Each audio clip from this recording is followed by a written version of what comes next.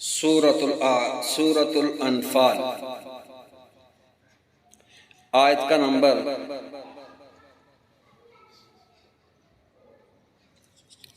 69 اعوذ باللہ السمیع العلیم من الشیطان الرجیم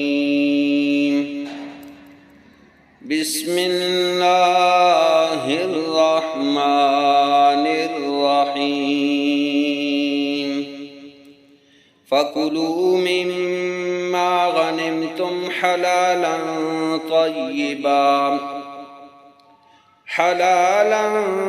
طَيِّبًا وَاتَّقُوا اللَّهَ إِنَّ اللَّهَ غَفُورٌ رَحِيمٌ صدقت یا رب العالمین۔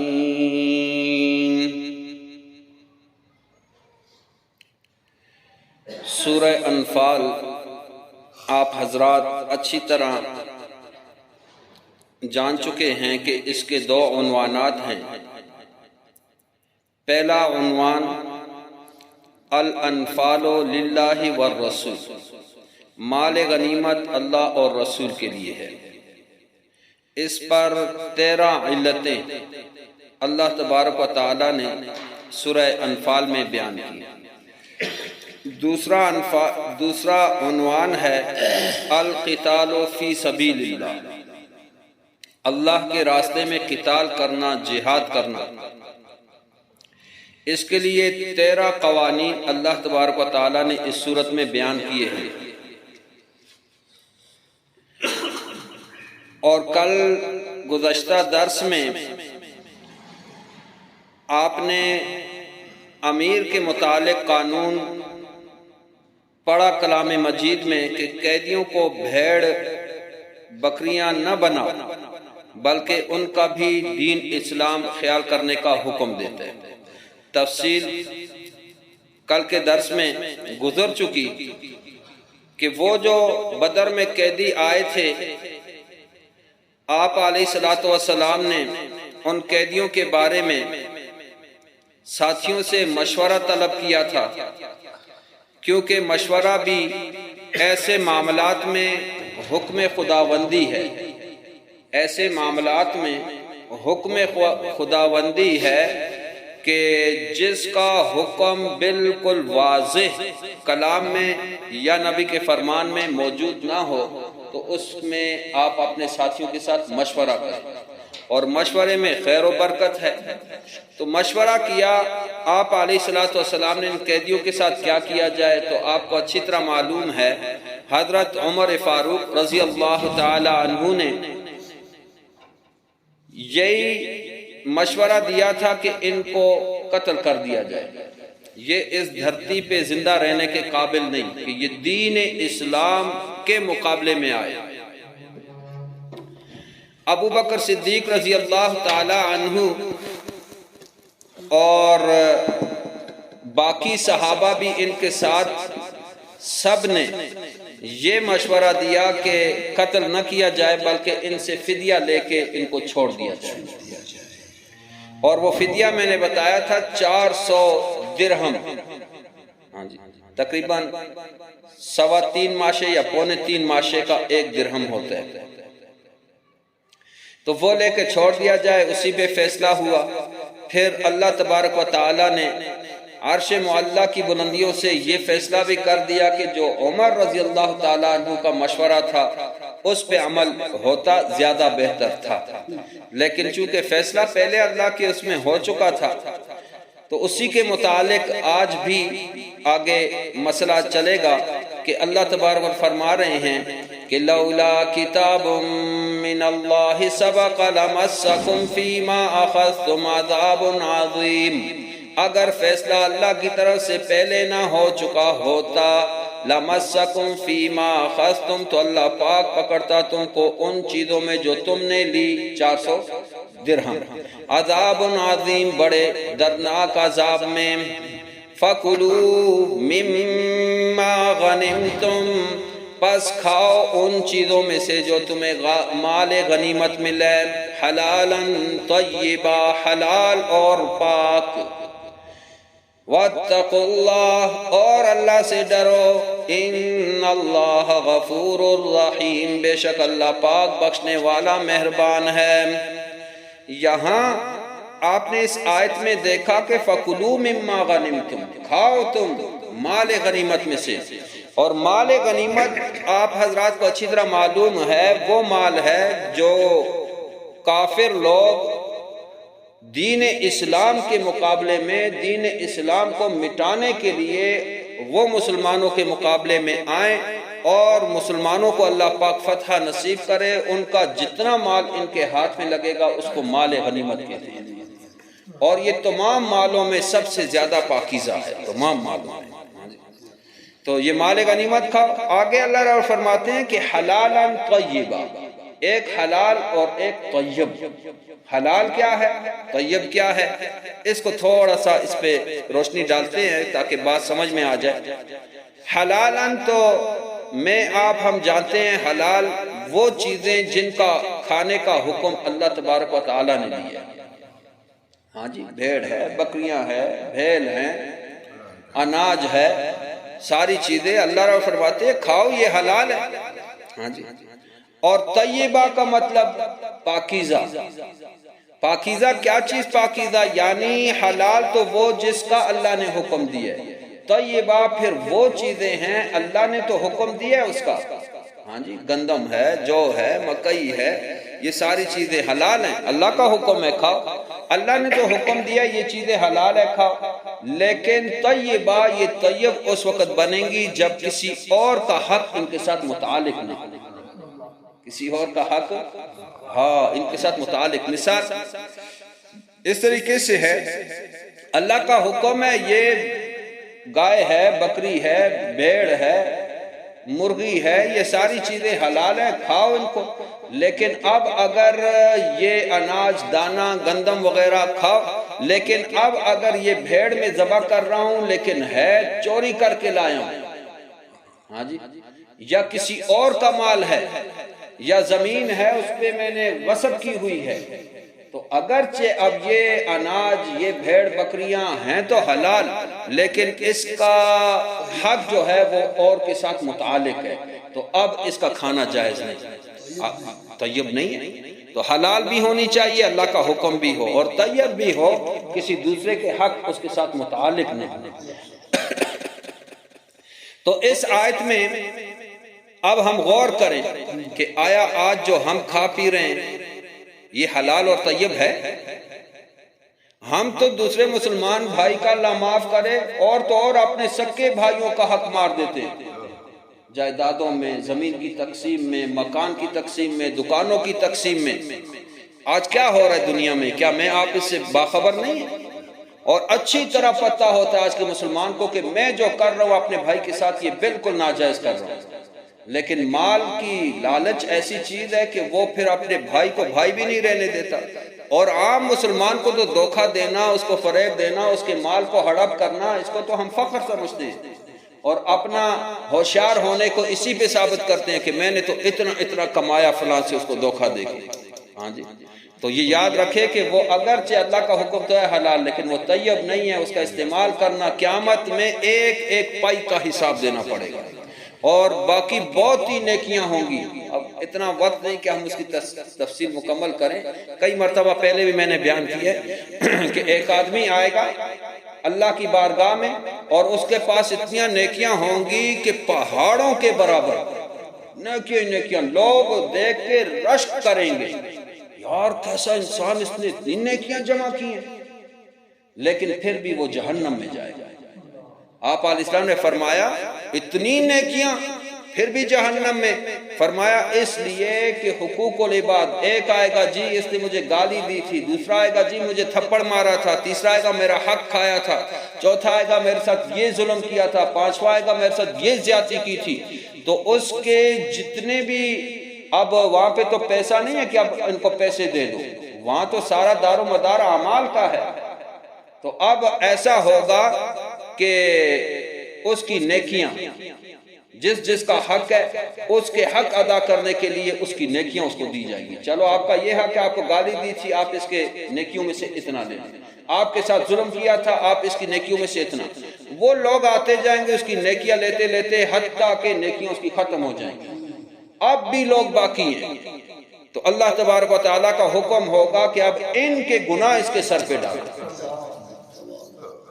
تو وہ آدمی اتنی ڈھیر ساریاں، کیا حج، کیا روزے، کیا نمازیں، کیا تہجد، کیا نفلیں، کیا قرآن، کیا ذکر و اذکار، سب کچھ لے کے آیا تھا، لیکن پھر بھی جہنمی. یاد رکھو یہ دنیا فانی ہے.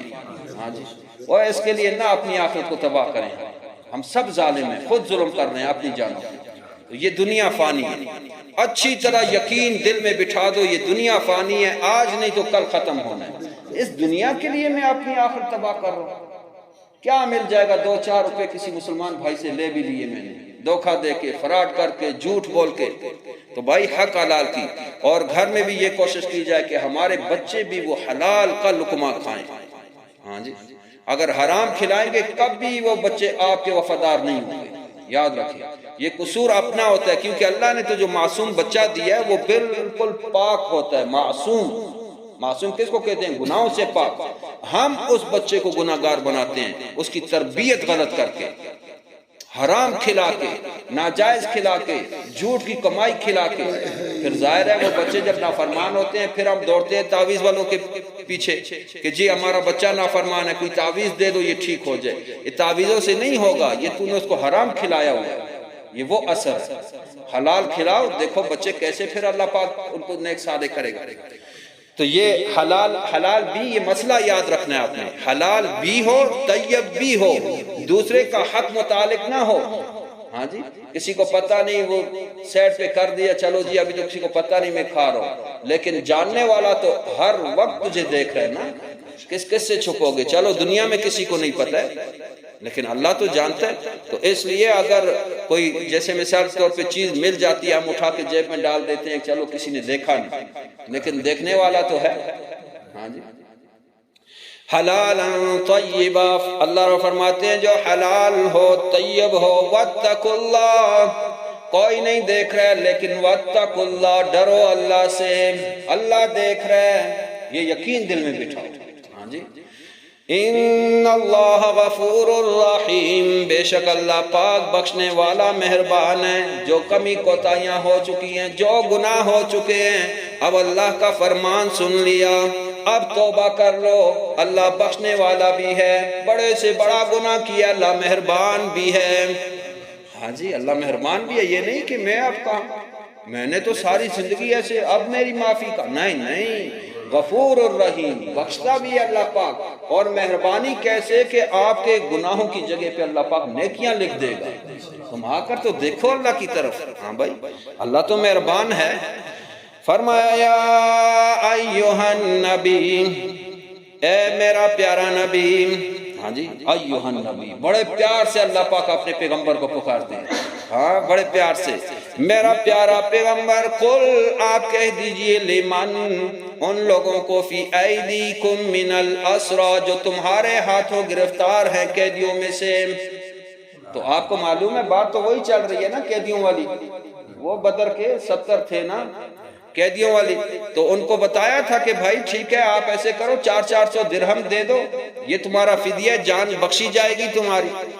تو اب فدیہ تو انہوں نے دیا، اور جن کے پاس فدیہ تھا نہیں تو ان کے لیے آپ علیہ السلام فرمایا ٹھیک ہے ہمارے 3-3 4-4 بچوں کو پڑھا دو، لکھنا پڑھنا سکھا دو، تمہارا فدیہ یہی ہے.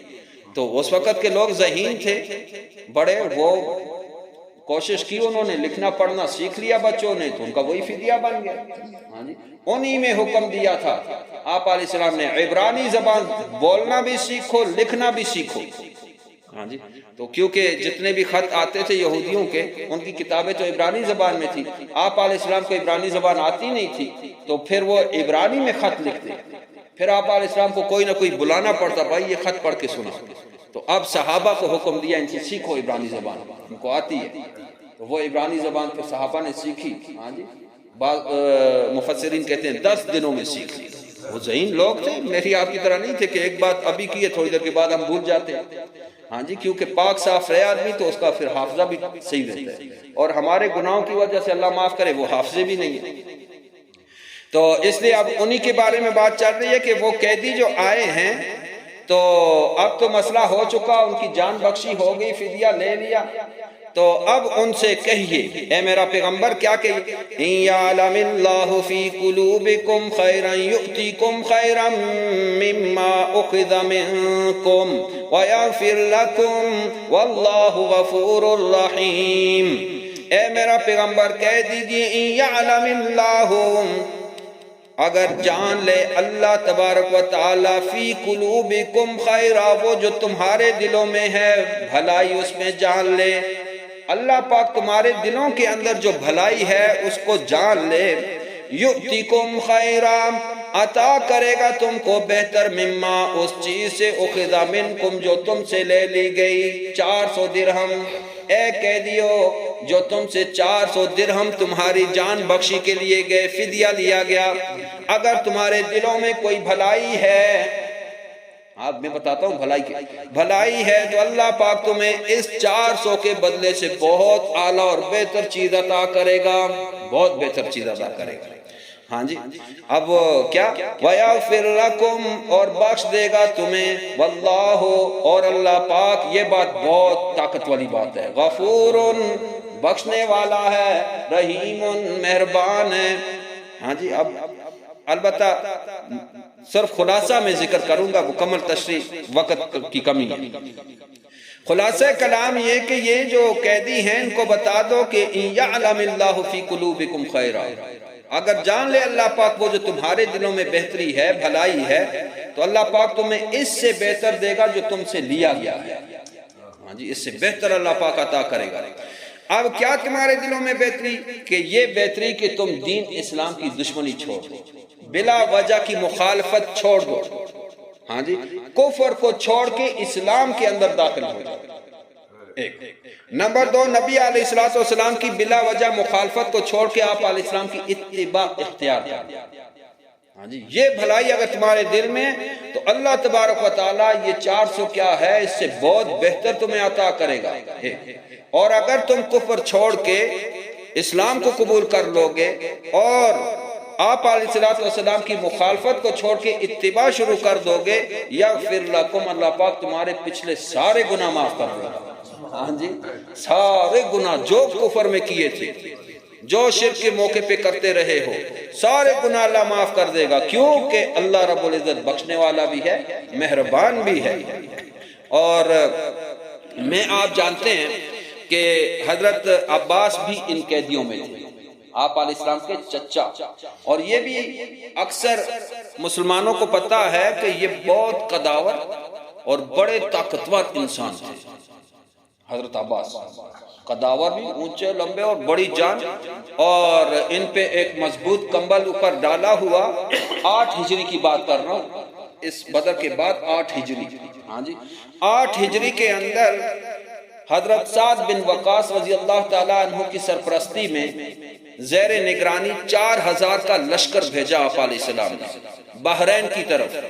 ہاں جی، علا بن حجرمی یہ بھی اس میں شامل تھے رضی اللہ تعالیٰ عنہ، تو ان کی نگرانی میں بھیجا لشکر 4000 کا بحرین، اور وہاں پہ اللہ رب العزت نے ان کو فتح عطا کی اور ایسی کامیابی عطا کی کہ کپڑے اور اناج کے علاوہ 1,00,000 درہم مال غنیمت میں اکٹھا کر کے لائے۔ اور فجر کی نماز میں جب لوگ آئے، کیا دیکھ رہے ہیں، مسجد نبوی کا سین وہ درہموں کا ڈھیر لگا ہوا ہے، درہموں کا ڈھیر لگا ہوا ہے۔ البتہ نماز پڑھی، نبی علیہ السلام نماز کے بعد کوئی نہ کوئی بات سکھلاتے صحابہ کو، دین کی جو بات ہوتی ہے وہ بات کی۔ اس کے بعد سارے صحابہ آپ علیہ السلام کے پاس آ کے بیٹھ گئے کہ اتنا مال آیا ہوا ہے تو ظاہر اب تقسیم بھی تو ہوگا۔ تو یہاں حضرت عباس رضی اللہ تعالیٰ عنہ آپ علیہ السلام کے چچا یہ کھڑے ہوئے اور کہا کہ اللہ کے پیارے پیغمبر، وہ جو اللہ رب العزت نے کہا تھا، ہاں جی، کہ اخذ منکم یؤتیکم خیرا مما اخذ منکم، کہ دیا جائے گا تم کو بہتر خیرن یؤتیکم دیا جائے گا تمہیں بہتر مما اس چیز سے اخذا منکم جو تم سے لیا گیا.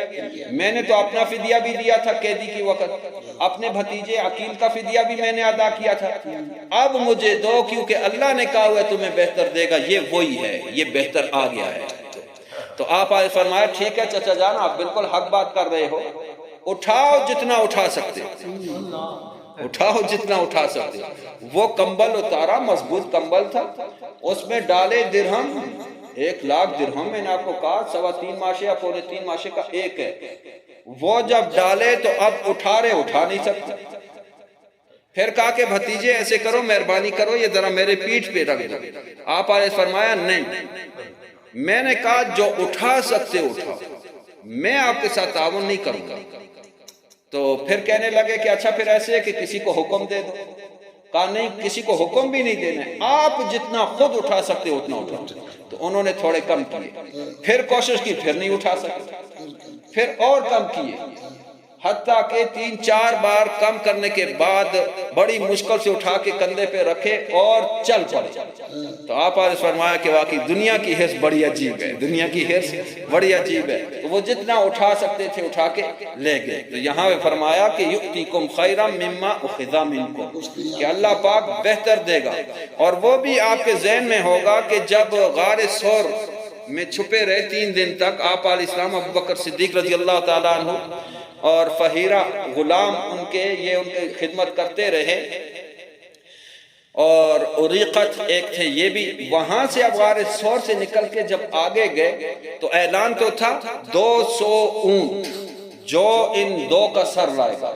آپ علیہ السلام ابو بکر صدیق, ان کا سر جو لائے گا, قریش مکہ نے اعلان کیا تھا اس کو انعام میں 200 اونٹ دیے جائیں گے. اور میں اکثر یہ کہا کرتا ہوں اس وقت اونٹ کی قیمت بہت زیادہ تھی. جیسے آج کل ہمارے ہاں یہ جو بڑی گاڑیاں ہیں ان کے تو ہمیں نام بھی نہیں آتے, پریمو ہے اور پتہ نہیں کیا کیا عجیب عجیب. ہم ابھی بھی اجتماع گئے تھے, وہاں پہ ایک گاڑی سامنے جا رہی تھی, تو وہ ایک ہمارے ساتھ جو استاد سے, اس نے مجھے کہا کہ مفتی صاحب یہ گاڑی کتنی کی ہوگی؟ میں نے کہا یار یہی ہوگی 18-19 لاکھ تک. کہا یہ 2.5 کروڑ کی ہے. تو ایسی گاڑیاں, اب یہ مثال چلے گی بھائی 2.5 کروڑ کی, پتہ نہیں اس کے نام کیا بھی نہیں, وہ پریمو مریمو جو بھی بڑی گاڑیاں ہیں, تو اتنی گاڑیاں اس کو دی جائیں گی. تو ہر آدمی چاہتا ہے یار یہ انعام میں حاصل کروں. سراقہ بن مالک بڑا پہلوان تھا, ہاں جی, قریش مکہ میں بڑا پہلوان. تو اس کو پتا چل گیا کہ یار 200 اونٹ ملیں گے. یہ ان کا پیچھا کیا اور بہت مضبوط گھوڑا اس نے لیا, اور تھا بھی سردار تھا اور بہت اس کی چلتی تھی. تو بڑا مضبوط گھوڑا لے کے ان کا پیچھا کیا, اور جیسے ہی قریب پہنچا تو وہ گھوڑا پھسلا, یہ بھی گرا, گھوڑا بھی گرا. دوبارہ اٹھا, پھر گھوڑے پہ بیٹھا, دوبارہ گرا, اور تیسری مرتبہ بالکل قریب پہنچا تو وہ گھوڑے کے پاؤں زمین نے پکڑ لیے, دھنس گیا زمین میں, زمین میں دھنس گیا اس کا گھوڑا. اب یہ سمجھ گیا واقعی اللہ کی طاقت ہے, ان تک میں نہیں پہنچ سکتا. پھر آواز دی, اے اللہ کے پیارے پیغمبر واقعی تو اللہ کا سچا رسول ہے, لیکن یہ کہ آج تو نہیں, مجھے میری جان بخشی ابھی سے مجھے لکھ کے دو. تو وہ اس کے پاس چمڑا تھا, وہ فہیرہ جو ابو بکر صدیق کے غلام تھے, انہوں نے پھر لکھا, اور آپ علیہ السلام نے اوپر اپنی مہر لگائی کہ تجھے جان بخشی ہے, کہ مجھے معافی, غلطی ہوئی ہے مجھ سے, میں نے آپ کا پیچھا کیا. سراقہ بن مالک ایک مانا ہوا تھا, کوئی معمولی نہیں.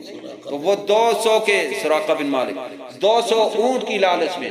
تو وہاں نبی علیہ السلام نے فرمایا تھا, اے سراقہ آج تو 200 اونٹ کے پیچھے جو کائنات کے سب سے اعلیٰ شخصیت اللہ کے محبوب ہیں اس کے قتل کے در پہ ہو گیا. پھر تو کیا کرے گا جب تو کیسر و کسرا کے کنگن تیرے ہاتھ میں ہیں. ادھر آپ علیہ السلام نے فرمایا تھا. اور پھر وہ ایران, سعد بن وقاص رضی اللہ تعالیٰ عنہ نے جب فتح کیا, ہاں جی, ایران جب فتح ہوا, کیسر و کسرا کے تمام خزانے مسجد نبوی میں پہنچ گئے, اور اس میں وہ کنگن بھی ان کے بادشاہوں کے آئے. حضرت عمر رضی اللہ عنہ کا دور خلافت تھا. تو آپ نے پھر سراقہ بن مالک کو بلایا جو مسلمان ہو چکا تھا, آؤ بھائی نبی علیہ السلام نے جو کہا تھا وہ آج سچ ہونے والا ہے, اور وہ کنگن پہنائے اس کو, وہ کنگن پہنائے اس کو. تو 200 اونٹ کے پیچھے آج دیکھو تو بھائی یہ دین اسلام دنیا بھی تمہاری اور تمہیں اللہ پاک نے ارض پوری روح زمین کا خلیفہ بنایا ہے. انی جاعل فی الارض خلیفہ. کہاں کھو گیا مسلمان؟ ہاں جی. علامہ اقبال اسی طرف تو ہمیں لانا چاہ رہا تھا لیکن آج تک اس کی بولی کوئی سمجھ ہی نہیں سکا کہ یہ چاہتے کیا ہے. ہاں جی. تو ذرا اس کو بھی دیکھ لیں. اگر چلو قرآن عربی میں اس نے تو اردو میں بھی سمجھایا. اللہ پاک ان پہ کروڑا رحمتیں فرمائے. ہاں جی. بہت ایک اللہ کے ولی گزرے تو انہوں نے اردو میں سمجھایا، فارسی میں سمجھایا، ہر زبان میں کوشش کی کہ بھائی دیکھو تم کہاں جا رہے ہو اے امت مسلمان. ہاں جی. تو فرمایا کہ ان کی باتیں بڑی پیاری پیاری باتیں تھیں کہ پہلے مسلمان اتنی اونچائی پہ پہنچے ہوئے تھے، ہاں سب کچھ، اور آج ذلیل و خوار کیوں ہیں؟ تارک قرآن ہو کر. تارک کہ قرآن کو چھوڑ دیا. اگر قرآن کے ساتھ لگا رہتا مسلمان آج بھی یہ بادشاہ اور اسی کا حکم چلتا، اور یہ جتنی بھی باقی ہیں یہ سارے کے سارے ان کے غلام ہوتے. لیکن آج مسئلہ الٹا ہے کیونکہ ہم نے وہ طریقہ جو اللہ نے بتایا، جو نبی نے ہمیں سکھلایا، اس کو چھوڑ دیا. تو یہ فرمایا کہ کہاں یہ ان یعلم اللہ فی قلوبکم، اگر جان لے اللہ پاک فی قلوبکم تمہارے دلوں میں جو ہے خیرن بھلائی. تو پھر بہت سارے ان قیدیوں میں مسلمان ہوئے تھے نا. یؤتیکم خیرا مما اخذ منکم، تو دے گا تم کو اللہ پاک بہتر اس چیز سے جو لیا ہے تم سے. جو تم سے ابھی 400 درہم چیز کیا ہے اللہ پاک اس سے بہت بہتر دے گا. اگر اللہ جان لے فی قلوبکم. ہاں یہ مطلب اس کا یہی ہے، یہاں پہ ان نافیہ نہیں ہے. ہاں یہ نفی کے لیے نہیں ہے، یعنی اللہ پاک جان لے، یعنی اگر تمہارے دلوں میں بھلائی ہے تو تمہیں اس سے بہتر ملے گا. معنی یہ ہے تمہارے دلوں میں اگر بھلائی ہے تو تمہیں اس سے بہتر ملے گا. اور جو کفر اور اپنے آپ علیہ السلام کی مخالفت پہ ڈٹا رہے گا تو پھر یاد رکھے وہ اگلی آیت میں آ رہا ہے تو اس کو سزا بھی ملے گی. یہ اگلی آیت میں آ رہا ہے. تو اللہ پاک بخشنے والا مہربان ہے. وَإِن يُرِيدُوا خِيَانَتَكَ، اور اگر وہ چاہتے ہیں خیانتک، آپ سے خیانت کرنا. یہ اب آ گیا نا اسی کے ساتھ متعلق ہے، کیونکہ میں نے کہا کہ یہ قرآن کی آیت پہ تو تسبیح کے دانوں کی طرح ہے. بالکل جیسے تسبیح کے دانے ایک کے بعد دوسرا یہ اسی طرح پرویا ہوا ہے. ہر آیت کا ماقبل کے ساتھ تعلق ہے، ہر سورت کا ماقبل کے ساتھ تعلق ہے. ہاں جی. تو قرآن اپنی بعض آیتوں کی تفسیر بعض آیتوں میں ہی موجود ہوتی ہے، اور سب سے طاقتور تفسیر یہی ہوتی ہے. فرمایا وَإِن يُرِيدُوا خِيَانَتَكَ، اور اگر وہ چاہتے ہیں آپ سے خیانت کرنا، فَقَدْ خَانُوا اللَّهَ مِن قَبْلُ، تو تحقیق وہ خیانت کر چکے ہیں اس سے پہلے بھی وہ خیانت کر چکے ہیں. من قبل خان اللہ من قبل فامکن منہم، پس ممکن ہے ان سے. واللہ علیم حکیم، اور اللہ پاک جاننے والا حکمت والا ہے. تو وہ آپ سے خیانت کا ارادہ کرتے ہیں تو پہلے بھی اللہ سے وہ خیانت کر چکے ہیں. اس پہ البتہ مختلف اقوال ہیں مفسرین کے. بعض مفسرین نے کہا کہ وہ جو عالم ارواح سے اللہ نے وعدہ لیا تھا، الست بربکم، آیا میں تمہارا رب نہیں؟ تمام کی تمام ارواح جو آج ہمارے جسم کے اندر ہیں یہ ساری اس وقت وہاں موجود تھی. ہاں جی.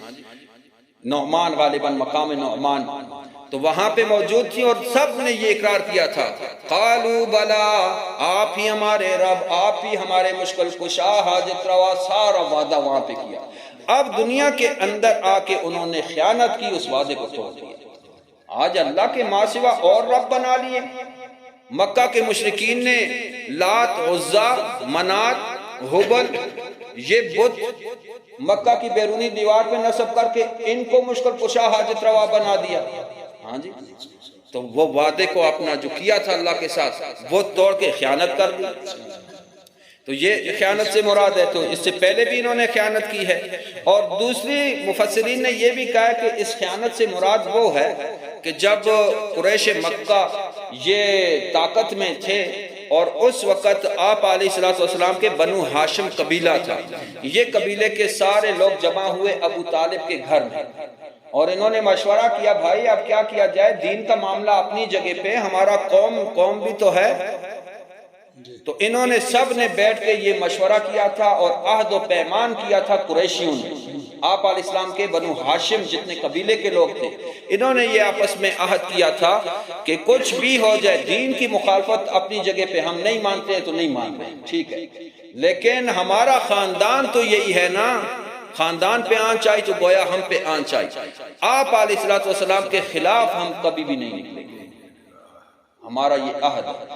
لیکن بعد میں ابو جہل تو بہت ہی تیز اور ایک عجیب قسم کا آدمی تھا، اس نے انہی بنو ہاشم والوں کو بدر میں بھی ساتھ لے کر گیا، احد میں بھی ساتھ لے کر گیا، تو کہا کہ وہ دیکھو انہوں نے خیانت کر دی، وعدہ کر کے توڑ دیا، یہ اس کے نشان ہے۔ ہاں وَإِن يُرِيدُوا خِيَانَتَكَ، اور اگر وہ ارادہ کرتے ہیں آپ سے خیانت کا، فَقَدْ خَانُوا اللَّهَ مِن قَبْلُ، تحقیق کہ خیانت کی ہے اللہ کے ساتھ انہوں نے پہلے بھی، تو میں نے دونوں بتا دی، فَأَمْكَنَ مِنْهُمْ، پس ممکن ہے ان سے، وَاللَّهُ عَلِيمٌ حَكِيمٌ، اور اللہ پاک جاننے والا حکمت والا ہے۔